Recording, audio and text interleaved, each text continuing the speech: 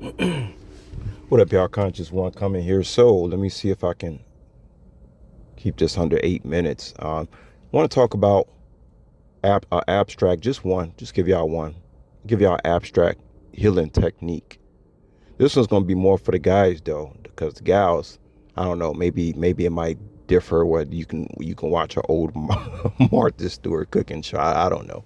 Some of y'all gals like baseball too though, so it's for everybody.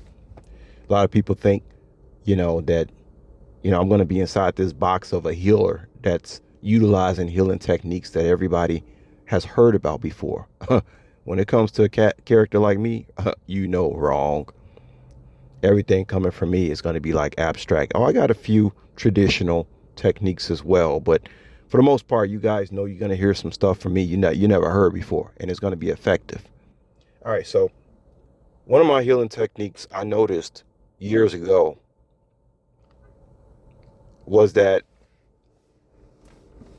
let's say, okay, you want to heal, like you want to really heal your mind. You got to heal your mind, right? And then the rest will follow. So the important thing first is no distractions, which is really, really, really hard to do. I understand, especially people who have, families and stuff like that. Okay. I don't know, man. Maybe if you marry, maybe sometimes the wife and the husband should have like a getaway from each other. Like the husband or the wife say, okay, honey, I need some alone time. I'm gonna go stay at the such and such hotel. But it's the crazy thing about being married is that two people really don't even don't even trust each other. I think Henry's off sneaking around on me. I think, that's probably, man, see, I'm getting off into a tangent. I'm going to talk about that later, man. It's just this thing about being married and loving each other and, how sadistic it can actually get, man. We'll talk about that later. I'm getting off into a tangent. God damn it. Stick to the subject line. Healing techniques. Okay, so get rid of distractions.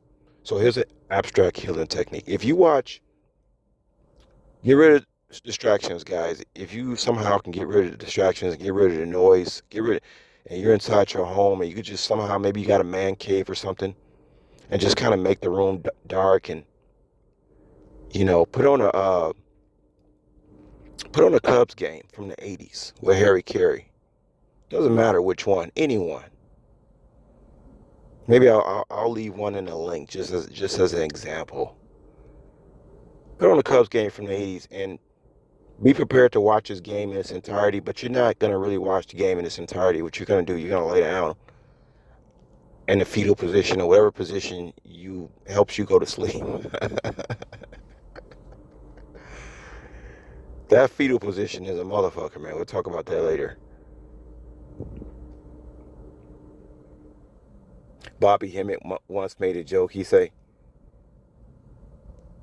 a man comes out of that, what hole, and he spends his whole life trying to get back in it. Ain't that something? I'm going off onto a tangent. Let me stop. Stick to the subject line. I can't help it, man. I cannot help it. Um, so, all right. So you're a guy. You're in your man cave. Put on a Cubs game from the '80s. Harry Carey, of course. And of course, you're not going to watch the whole game because at some part you're going to take a nap, and you might wake back up during the game. You might not. We're talking about probably a 2 hour and 20-minute game. And so of course, you're gonna be watching it from the beginning. Don't drink no alcohol though. You can smoke your nice, maybe organics, Native American roll-up cigarette. I want to talk to y'all about that later too. Those cigarettes. Why people don't smoke the right cigarette it's very strange to me. But anyway, uh, just get comfortable, right? Don't drink no alcohol though, but get comfortable. Take some GABA, GABA, and watch the Cubs game until you fall asleep. And you're gonna watch that this Cubs game is gonna put you back into a whole nother frequency in your mind of where exactly you are. It's literally gonna be like you're time traveling back to the '80s, and you're listening to all the sights and the sounds, and you're seeing all the beautiful faces at the ball games, the smiles, and you're gonna hear Harry Carey, of course, cracking jokes. You know what? One of my favorite things Harry Carey did was it was this couple in a booth with him. I think it was during a 7 finish stretch or something. He was doing an interview with this couple. I don't remember who it was, but the guy had his wife with him. The wife was, pretty and stuff like that. And Harry Carey told this woman, this is on live TV. This man tells this woman to come sit on his lap in front of her husband. I mean, I just, man, that gave me such a chuckle. This man told this woman, 144 as I'm talking. This man told his woman in front of her husband for her to come sit on his lap. And you would think the guy would be like appalled. No, he was actually happy. Yeah, go sit on Harry's lap. I'm gonna take some photos. Harry got all the benefits out of that shit. I don't give a fuck. Told y'all about these old motherfuckers, man. Don't be thinking they ain't doing shit either. They the worst. They the sickest. I mean, guys like, yeah, honey, go sit on his lap. Oh my God, I got such a chuckle out of it. But y'all know Harry, he be, man, them Italians, man, that's that Moorish bloodline. Long story, but I remember I seen Harry Carey when I used to work at Wrigley Field back in 1997. I know it's hilarious to y'all seeing a face like mine, the stuff that I be talking about. Like, imagine me back in 1990. Like, dude, you look like you was born in 97. 1997, I remember I seen Harry Carey in the hallway. And I mean, you talk about the man that had pizzazz, man. Like, he had a light about him, you know what I mean? Like, it's Harry Carey. Like, oh shit, you know what I mean? Like, with that white hair and shit, man. Like, that, and them glasses, man. It's nothing like it, man. Those were the days, man. Those were the days. But yeah, Harry Carey's a trip, man. And so as you sitting there watching that old Cubs game and Harry Carey's cracking jokes and you laugh, you're going to find yourself forgetting about all your problems. And you're going to find yourself back in 1980s and you're going to really feel how that feels. And it's just all the in-between stuff that's going on during the game. The game, yeah, it's fun watching the game too. Even the commercials. I saw a cryptic commercial. I was watching an old Cubs game the other day, guys. Can't remember which. It's in my history. I might talk about it later. But it was an old Cubs game I was watching, and it was a very cryptic commercial that reminded me of kind of myself now. It was about some ninja movie. I think it was called Ninja 3 Domination or some shit. I felt like it was that. I felt like that commercial was cryptically talking to. It was very strange. But you're gonna, not just about me, what's going on with me personally. You're gonna find things that you're really, really gonna connect to emotionally and on a soul level from the 80s. It can be the most minute things, but you'll see what I'm talking about when you do it. And so you're gonna notice, man. After just when I'm saying I gotta do small random topics with this. But yeah, that's one of my abstract remedies to heal. Is you got to take yourself out of your current reality, forget about your problems, forget about everything, and just watch that Cubs game from the 80s and kind of like take a nap, wake up, and you're gonna feel a lot better. Okay, and so moving on, guys. Let me talk about a couple of random topics before I go. Some of y'all I was talking about that. Dealing with that processed salt yesterday, and when you decide to get off that stuff completely, you're gonna realize how hard it is to actually do that. I remember when I used to go to the grocery store, they, trying to get some, a can of tuna or something. They used to have a lot of options about tunas that had no sodium. Now it's very hard to find that.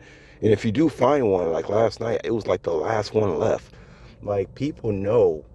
It's funny because when you do smart shopping, there are very smart shoppers out here, and you're gonna have a hard time getting what you're looking for. I'm gonna leave that in a link of that, of what happened when I went to a Vegas grocery store. That exact same situation. You're gonna realize how smart.